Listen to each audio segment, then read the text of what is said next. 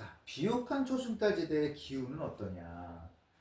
겨울이 온난 다습, 그리고 여름은 길고 덥고 건조하다. 그래서 지중해성 기후대다. 그리고 이제 여기 이 지역의 많은 식물, 특히 곡류하고 콩류, 이것은 인간에게 유용한 방향으로 진화를 했다. 자, 한해살이 식물, 이것은 큰 종자를 만드는데 많은 에너지를 투자하는 경우가 많다. 종자가 큰 한해살이 곡류하고 콩류의 종자는 인간이 먹을 수 있고 현대 주요 12종 중 6종이나 포함되어 있다. 그러니까 비옥한 초승달지대의 식물들이 인간이 어떤 농경을 하기에 좋은 그런 여건이었다라는 거죠. 그리고 이제 비옥한 초승달지대 식물군의 두 번째 이점이라는 것은 야생 조상이 이미 풍부해. 그리고 생산성이 높았어. 그래서 야생 상태에서 재배하기 전에도 그것에 관심을 많이 쏟을 수가 있었다는 거죠. 그리고 이제 큰 군락을 이루고 있어서 수렵 채집민들이라도 금방 그 가치를 알 수가 있는 그런 상태였다는 거예요. 그러니까 농경을 하기에 굉장히 좋은 환경이었다는 거죠. 우리가 먹는 밀과 보리의 야생조상들은 이미 농작물과 거의 흡사했다.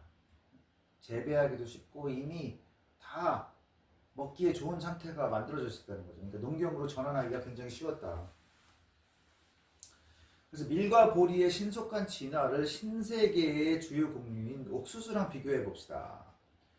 그러면 옥수수의 조상일지도 모르는 이 돼지 옥수수라는 게 있는데 이 꽃의 구조와 종자가 지금의 옥수수와 너무 다르다. 그래서 야생 상태에서는 야생 밀에 비해서 생산성이 낮다. 왜 그런지 봅시다. 종자가 거기서 진화된 옥수수보다 훨씬 조금 열렸다. 돼지 옥수수에서. 돼지 옥수수가 이제 옥수수의 조상일지도 모르는 그런 식물인데, 그리고 그 종자가 그나마도 먹을 수 없는 딱딱한 껍질에 쌓여 있었다. 그래서 이게 진화하기까지 굉장히 오래 걸렸었다는 얘기죠. 그래서 고고학자들이 어떻게 생각하느냐, 남북 아메리카에서 굉장히 작았던 고대의 옥수수가 사람 엄지손가락만큼 커지기까지 몇백 년이나 몇천 년의 농작물 개발이 필요했다. 그리고 또 거기서부터 현대의 크기까지 이르기에는 또다시 수천 년의 세월이 필요했다. 그래서 이것들은 야생 비옥한 초승달지대의 야생 밀이나 보리에 비해서 작물화가 어려웠다라는 거죠. 그러니까 비옥한 초승달지대는 뭘로 보나 굉장히 유리한 농경민으로 전환하기에 굉장히 유리한 상황이었다는 거지. 그리고 이제 비옥한 초승달지대의 식물군의 세 번째 이점, 거기는 이제 자웅동주형 제꽃가루 바지 식물이다. 그러니까 아까 얘기했잖아요. 이 어떤 인간에게 유용한 돌연변이가 생겨났더라도 그것이 이제 다른 식물 객체와 교배를 하게 되면 그 돌연변이 특성이 없어지기 때문에 자화수분을 하는 자웅동주 식물이면 그게 유리한 거예요. 왜냐하면 그 돌연변이가 생긴 게 보존이 되니까. 근데 비옥한 초승달 시대에 있었던 식물들이 자화수분을 하는 자웅동주인 경우가 많았다. 그 얘기죠. 그래서 그 식물들이 어떤 식물들이었냐, 대개는 자화수분을 하지만 가끔은 타화수분도 하는 식물이었는데 그런 식물들의 비율이 높았다. 그래서 인간에게 유용한 돌연변이가 보존되기에 좋은 상황이었다. 그래서 대부분의 야생 식물은 타화수분을 하는 자웅동주 식물, 그러니까 다른 개체하고 수분을 하는 자웅동주거나 암수가 분리되어 있다. 암수가 분리되어 있으면 뭐예요? 당연히 다른 개체와 교배가 되어야만 생식을 할 수 있는 그런 형태라는 거죠. 근데 이런 형태들은 생산적인 돌연변이가 생겨도 그것이 이제 다른 개체하고 교배해 버리면 그 특성이 없어지기 때문에 별로 농업에 유리하지가 않다라는 거예요.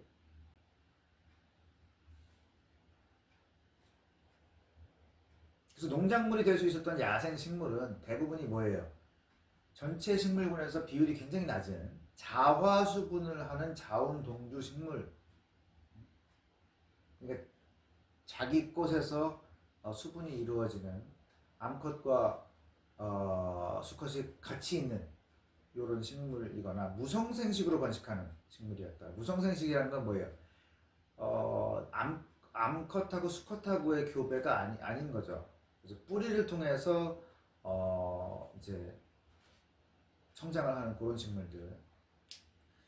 그래서 비옥한 초승달지대에서 최초로 작물화된 8종의 농작물들은 모두 제꽃가루 바지 식물이었다. 그러니까 이제 돌연변이가 한번 인간에게 유용한 돌연변이가 일어나면 그것이 보존될 수가 있었다는 거죠.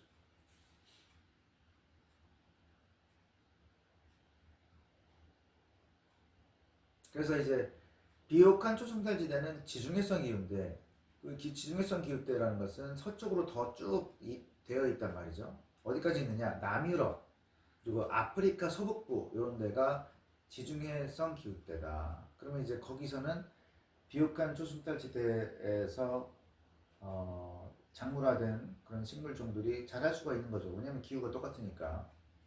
그래서 이제 세계에서는 지중해성 기후의 지역들이 몇 군데 더 있어요. 4군데가 더 있는데 캘리포니아, 칠레, 오스트리아 서남부, 그다음에 아프리카 공화국 이런 데다.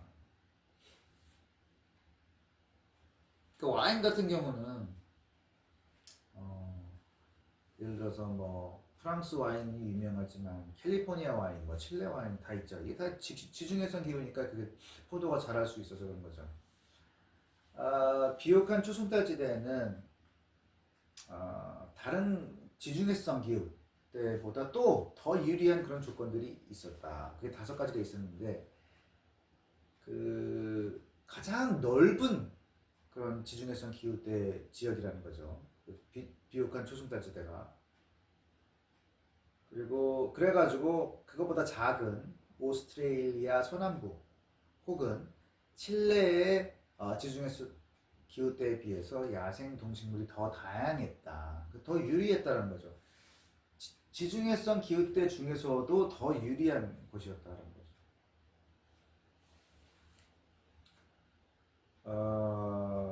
그리고 지중해성 기후대 중에서 서유라시아, 그러니까 비옥한 초승달지대 거기에는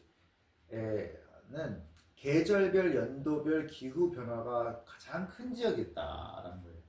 그래서 그렇기 때문에 식물군도 진화해서 한 해살이 식물의 비율이 유난히 커졌다. 그래서 여러 가지 환경이 있는 그런 곳이었다는 거죠. 그게 이제 다른 이점이고. 그리고 비옥한 초승달지대를 비롯해서 유라시아의 지중해성 기후대 지역에서는 세계적으로 가장 좋은 56종의 볕과 식물 중에서 32종을 독차지하고 있었다. 그러니까 비옥한 초승달지대 그리고 이제 유라시아의 지중해성 기후대에서 가장 좋은 그 식물의 야생종들이 있었다라는 거예요. 그 조건이 그만큼 좋았다. 그거에 비하면 칠레의 지중해성 기후대에서는 그런 우수종이 2종밖에 없었다. 서유라시아는 얼마나 있다 그랬어요?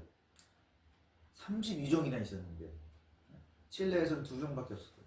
그 다음에 캘리포니아하고 남아프리카에서는 1종밖에 없었다. 그리고 오스트레일리아 서남부에서는 아예 그 우수종이 하나도 없었다는 거예요. 그러니까 농업이 발달하기가 그만큼 어렵고 그렇기 때문에 거기 있는 사람들은 계속 수렵 채집민으로 남아있을 수밖에 없었다. 그 다음에 이제 비옥한 초승달지대 지중해성 기후대의 다음 이점은 짧은 거리 안에서 고도나 지형 변동이 심하다.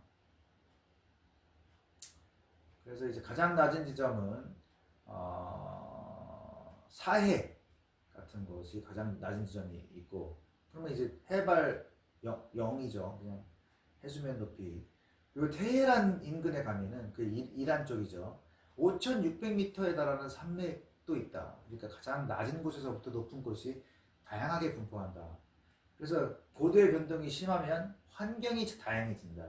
그래서 농작물의 잠재적인 조상, 야생식물이 매우 다양해질 수가 있다. 고도와 지형이 다양화되어 있다. 서유라시아의 지중해성 기후대 지역이.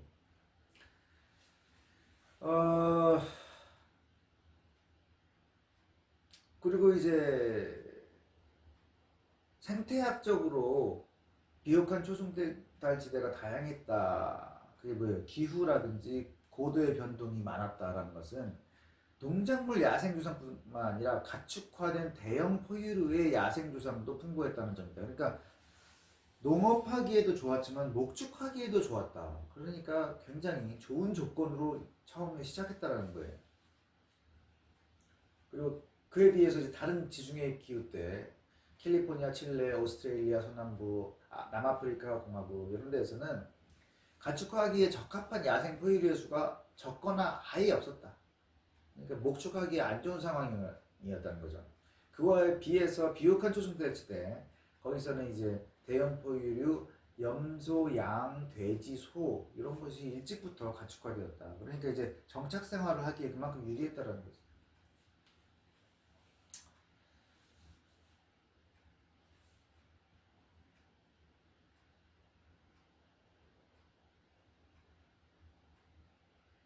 그래서 이제 비옥한 초승달지대의 농업이 어떻게 시작했느냐?